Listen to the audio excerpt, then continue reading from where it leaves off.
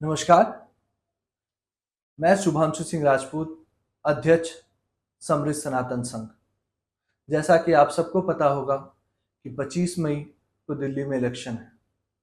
Election में सभी party जितने भी जितने भी भगोड़े हैं, जितने भी निकृष्ट काम करने वाले लोग हैं, वो सब एक साथ यूनाइट होके इस समय एक इंडियन अलायंस बना के दिल्ली में चुनाव लड़ रहे हैं। चुनाव लड़ रहे हैं किसके खिलाफ? भाजपा के खिलाफ। वो पार्टी जो राम को लाई, वो पार्टी जो सनातन के मूल्यों पे काम कर रही है, वो पार्टी जो देश को आगे ले जाने के लिए, आगे 40 साल के लिए जिसने तय किया है कि साल दर साल हमारा देश कितना आगे बढ़ेगा। 10वीं इकोनॉमी से लेके हमें 5वीं इकोनॉमी तक ले आए हमारे मोदी साहब, जो हमारे प्रधानमंत्री हैं। वर्तमान में जितनी भी पार्टियां हैं, सब एकत्रित होके ये सोच रही हैं कि वो दिल्ली में शासन करेंगी। और दिल्ली वालों, इनको अच्छे से सबक सिखाना। कोई आता है, ये कहता है कि मैं दिल्ली में सरकार बहुत अच्छी चलाऊंगा। शीला दीक्षित, जिन्होंने 3 पंचवर्षीय चुनाव जीता दिल्ली में कांग्रेस से, उनको हराया किसने? आम आदमी पार्टी ने।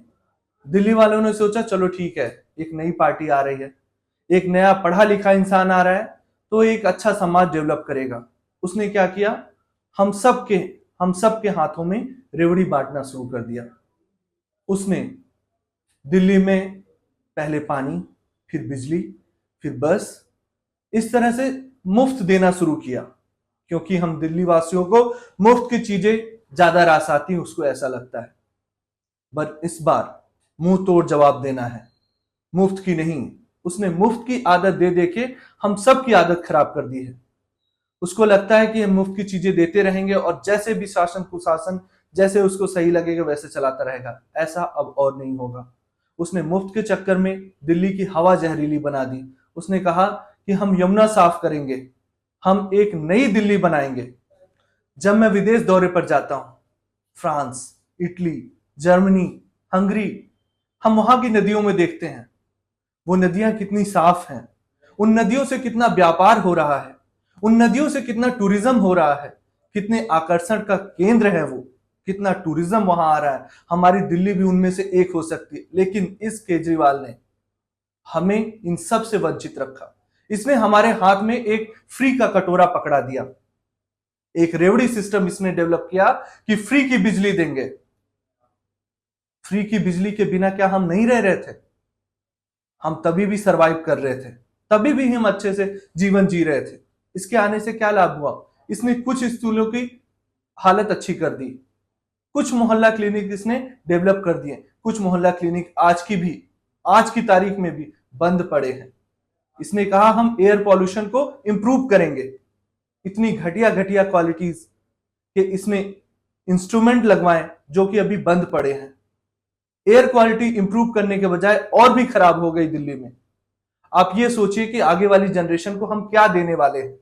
हमने तो फ्री की बिजली, फ्री के पानी, फ्री की बस सेवा, मेट्रो सेवा, हमने तो ये सब सारी सुविधाएं ले ली। आगे आने वाली जनरेशन को हम एक जहरीली हवा देने वाले हैं। जिनका जीवन 70 साल होगा, आने वाले दिनों में उनका जीवन मात्र 50 साल रह जाएगा। तब क्या करोगे? तब सारे लोग हर घर में, आज ही देख लो, दिल्ली के हर घर में एक पेशेंट है। ये गवर्नमेंट, ये सरकार जिसको हम चुनकर लाए थे, जो हमें उम्मीद थी, जो ये कहता था मैं दिल्ली छोड़ के कहीं नहीं जाऊंगा, आज दूसरे स्टेट के भ्रमण पे निकला है। उसको पंजाब के इलेक्शन लड़ने हैं, उसको हरियाणा के इलेक्शन लड़ने हैं, उसको गोवा में भ्रष्टाचार करना है, उसको देश के हर जिले में जाना है, सिवाय दिल्ली इंप्रूव करने के। हमने सोचा पढ़ा लिखा व्यक्ति है, पक्का ये समाज के लिए कुछ अच्छा करेगा। अच्छा करने के बजाय इसने बद से बदतर कर दिया। और अभी आज के इलेक्शन में हम देख रहे हैं केजरीवाल, राहुल गांधी, कन्हैया कुमार, ये सब एक साथ चुनाव लड़ रहे हैं। कहीं राहुल गांधी खड़े होकर ये कह रहे हैं कि मैं झाड़ू पे बटन दबाऊंगा, कांग्रेस को वोट जाएगा, और केजरीवाल जी कांग्रेस पे वोट दबाएंगे और झाड़ू को जाएगा।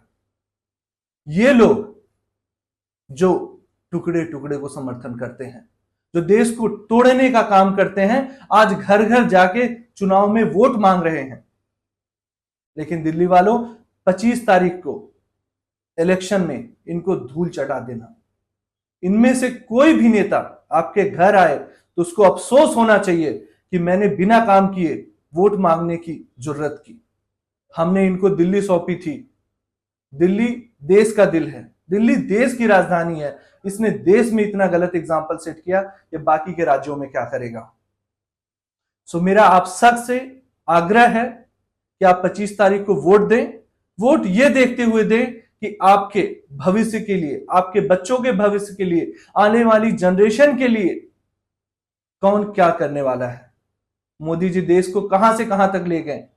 अगली बार अगर वो भारत के प्रधानमंत्री बनते हैं तो हमें कितना गर्व होगा, हमारा देश कितना आगे जाएगा। ये टुकड़े टुकड़े अब आगे अपनी दुकान नहीं चला पा रहे हैं, इसलिए ये सब बौखलाए हुए हैं। ये अनाप शनाप जो भी इनको मिल रहा है वो सारी बातें बक रहे हैं ताकि आप इनको वोट ना दें। लेकिन दिल्ली वालों, हमेशा से ये ध्यान रखना कि आप पूरे देश के एग्जाम्पल हैं। दिल्ली में भाजपा को वोट दें। आप सबका धन्यवाद। समृद्ध सनातन संघ।